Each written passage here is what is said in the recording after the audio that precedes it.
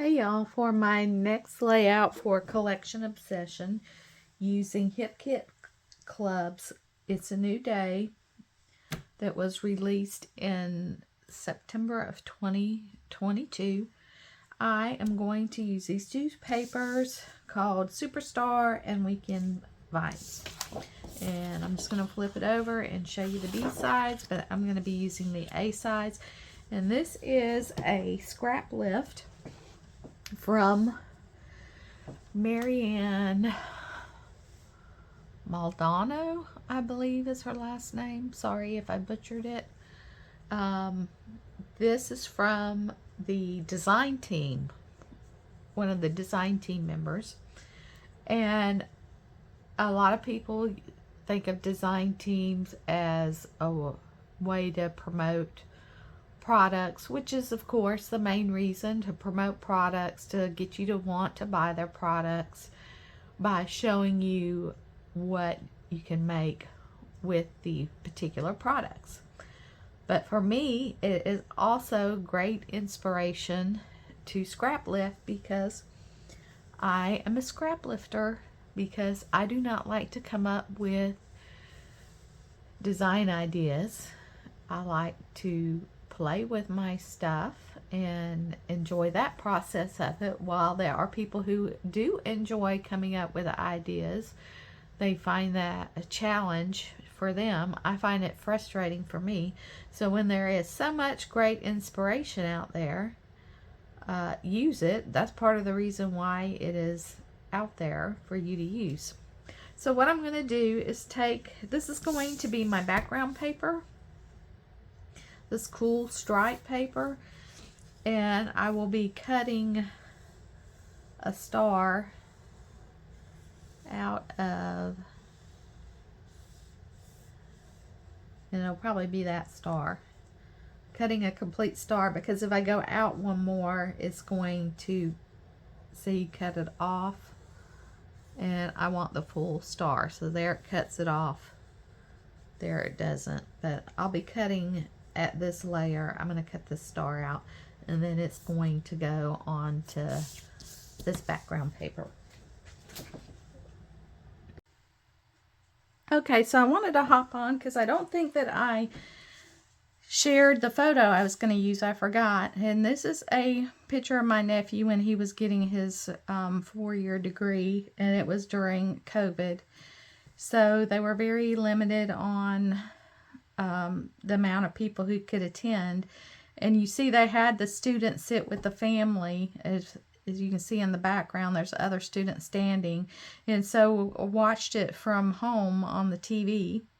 And it was funny because once they did the little speech, which was very short, and each person graduated, they left the building. So whoever was the last to graduate was the only one left in the building with the folks conducting the graduation ceremony. But so we watched it on TV, and they actually happened to hold the camera on him for a little bit when they were doing the turning of the tassel. So you can see some of the words here on the bottom. I will leave some of this white around here for my photo mat.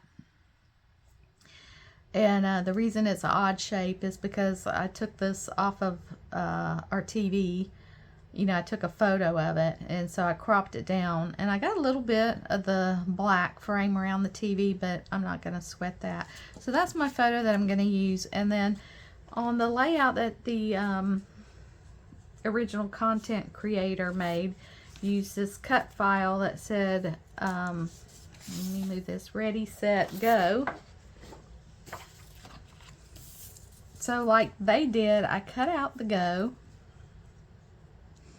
out of this cut file, and I backed it on some blue cardstock, and mine's quite big. I was just kind of guessing, sizing it down, but it'll be okay. But I wanted to hop on and show you how I trim around cut file when it's backed. So this is going to be pretty easy because it's all one color. So I just took a little dabs of glue because you see it's not all the way glued down. But I just want to make sure it was secure. And then how I do it is, you know, you have this lip here. I mean, you have the outline. So I just take my scissors, and I already started, and that's when I thought, well, I should film this for people who have some struggles with it. And I just cut underneath it just a little bit. I kind of hold my scissors sideways because it doesn't have to be pretty on the back because it's going to be glued down. And see, look on the back. It's not perfect, it's not pretty, but it gets the job done, and it doesn't take a long time. So here I'm just going to cut down behind the white part, which you're not going to see. Well, it's probably better if I trim a little bit closer. And then I just kind of go underneath it. And make sure I don't go too far underneath it because I still want to have, see, now that's where I'm glued. So I'm going to just have to cut very carefully till I get past that part. And then I'll go back and glue it down. See, it goes pretty quick. And this one isn't an intricate cut file.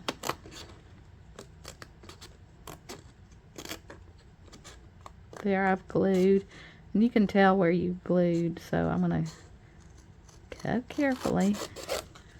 And that's kind of how I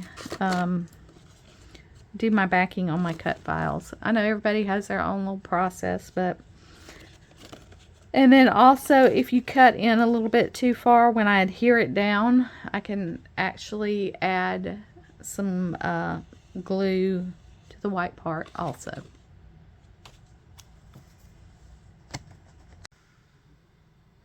Okay, so I know I am a day late and $1 short, but with good reason. I actually finished this layout a while back, like probably towards the middle of the month, and I just didn't finish videoing, and I was going to yesterday, but we had some things to do outside. I got overheated because it is hot, and I was just tired. I was wore out, tired, so it didn't happen, but we're back. So anyway, this is my finished layout. Here is my cut file that I showed you how I cut out, my photograph, and I did leave a part of the white that border that came out because I had sized the photo down, so I just left part of the white border. And these are all embellishments, mostly from that September hip kit. This congratulations dude, the little dots, the you did it, the stars, look, cute little bro, looking good, yes, was one of the die cuts. I did pop it up, and these were the letter stickers that we had gotten with that kit in there. This is epic. The things that I added are hip kit, and they were this clear sticker. This moment is one I never want to forget, and hooray, that came in a grab bag that had some miscellaneous hip kit products in it that I keep with my hip kit, so I always look through it to see what I can add along to my layout from those extra items, because I am more of a kit and collection scrapbooker. So if I can pull some other bits and pieces in from other hip kits, I will do that. And oh, I'll show you what else I do.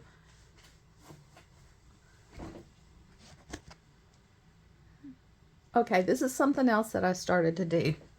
is use a binder, and when I open up a die cut pack for Hip Kit, this is my little Hip Kit binder that I've started. So once I've opened up a die cut pack, I put it into a binder, and this will be solely for Hip Kit products, because I find it so much easier for me to look through my die cuts this way versus flipping through them all. I just really love this. And this idea originally came from Janet over on Patreon at RTS Scrapbooking, as to putting things in binders. And you know what? A long time ago I did that when I first started out scrapbooking. When the Scrap Rack first came out by Totally Tiffany, I had actually bought 3-ring binders that zipped and used baseball card holders and 8.5 by 11 to kind of divide things up into themes. So it was like Christmas was all together, and so it's kind of was like the binder system, like the Scrap Rack. But I used, the zippered notebooks for kids in school. But anyway, so these are my September leftover die cuts. So I just put them on here, and I did put September 2022. So if I pull that kit out, my papers, because I keep it together in a basket, if I pull that kit out, I know where my embellishments are. And so this one is from May 2022, where I had used those die cuts and put them in here. So that is what I'm doing with my die cuts, because then if I make a layout, because I get, more die cuts than I'm going to use with a kit collection. So as I'm working with my Hip Kits, I can still flip through these that have already been opened and used and see if I could pull something from one of these and add it to my current layout, because their color schemes are pretty much the same. Like if you look at the stripe on this pattern paper, there is that same pinky color, the same blues, the same yellows. So a lot of these would go with this piece of paper. So I just wanted to share that with you, that I started doing that, and I am really enjoying it, and hope y'all have a great 4th, and we'll see you next time. Bye.